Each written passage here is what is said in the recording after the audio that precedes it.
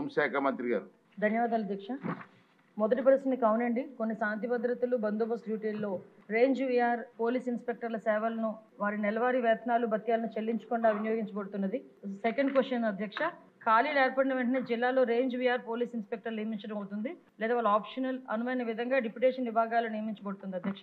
Postings ఇచ్చిన వెంటనే waiting వ్యవధిని క్రమబద్ధీకరించి వేతనాలు పొందడం అవుతుంది. కావున వెయిటింగ్ వ్యవధిలో ఇన్స్పెక్టర్లు ఇబ్బందులు ఎదుర్కొంటున్న విషయం వాస్తవమే.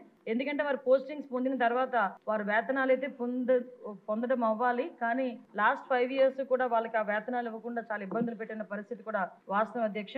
అదేవిధంగా మనకి థర్డ్ క్వశ్చన్ కి అవునండి, 4 wheelers ఒక్కొక్కరికి కూడా ఒక్కొక్క నెలకి 120 లీటర్లు, 2 wheelers కి 25 లీటర్లు పెట్రోల్ అనేది ఇవ్వడం జరుగుతుంది, పెట్రోల్ డీజిల్ అనేది ఇవ్వడం జరుగుతుంది. ఇది సహజంగా సరిపోదు. కావున శాంతి భద్రతలు డ్యూటీలు, వేపీ డ్యూటీలు వంటి క్షేత్రస్థాయి డ్యూటీలు నిర్వహించేటప్పుడు అధికారులు అనేక ఇబ్బందులు ఎదుర్కొంటున్న విషయం కూడా వాస్తవం అధ్యక్ష.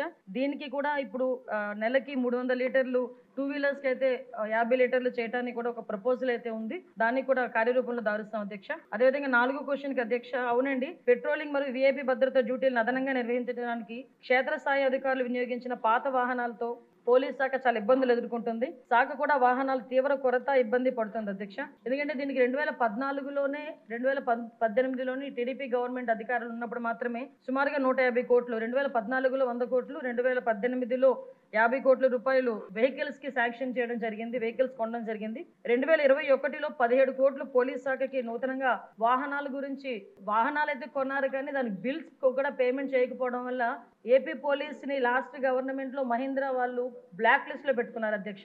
అది చాలా సిగ్గుచేట అన్నమాట. అది బ్లాక్ లిస్ట్ లో పోలీస్ డిపార్ట్మెంట్ పెట్టుకొని ఈ రోజుకి కూడా కోర్టులో వాళ్ళు వేసుకుంటే, మొన్న ఈ గవర్నమెంట్ వచ్చిన తర్వాత 13 కోట్ల రూపాయలు దానికి వెహికల్స్ కూడా చెల్లించడం జరిగింది అధ్యక్ష. ఇప్పుడైతే సుమారుగా దగ్గర మనకున్న వెహికల్స్ 8,000 వెహికల్స్ లో దగ్గర 50% వరకు కూడా అవన్నీ కూడా స్క్రాప్ ఇవ్వాల్సిన పరిస్థితి ఉంది అధ్యక్ష. వాహనాలు అయితే ఉన్నాయి అధ్యక్ష, కొరత ఉంది అధ్యక్ష. 2023-24లో 1,567 వాహనాలను ఇదివరకే స్క్రాప్ చేయడం జరిగింది అధ్యక్ష. ఇప్పుడు 2,605 వాహనాలు స్క్రాపింగ్ సిద్ధంగా ఉన్నాయి అధ్యక్ష. నూతన వాహనాలు కొనుగోలు, ప్రస్తుత వాహనాల మరమ్మతుల కోసం బడ్జెట్ కేటాయింపు నిమిత్తం అభ్యర్థనతో సమస్యలను ప్రభుత్వ దృష్టికి తేవడం అయింది అధ్యక్ష. అదేవిధంగా నెక్స్ట్ క్వశ్చన్ అధ్యక్ష, అవునండి, పోలీస్ సిబ్బంది కొరత అయితే ఉంది అధ్యక్ష. 2023 డిసెంబర్ 31 నాటికి 19,999 వేకెన్సీస్ ఉన్నాయి అధ్యక్ష. వేకెన్సీస్ లిస్టు వాటి కేటగిరైజ్ ప్రకారం సభ్యులకు కూడా అందించడం జరిగింది అధ్యక్ష. కొంతమందిని అంటే తర్వాత క్వశ్చన్ అధ్యక్ష, ప్రమోషన్స్ గురించి అడిగారు అధ్యక్ష.